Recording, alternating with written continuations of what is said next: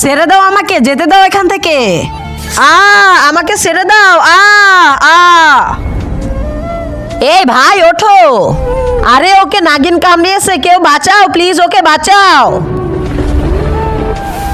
দাঁড়াও, আমি ইচ্ছাধারী নাগ, আমি ওকে বাঁচাবো। দেখো এখানে নাগিন কামড়িয়েছে।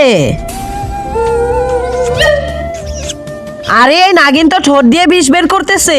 এক কাজ করি, আমিও গালে কামড় খেয়ে আসি, তাহলে চুমা খেতে পারবো। এই নাগ, সাহস থাকলে আমার গালে কামড়িয়ে দেখা। তুমি কে?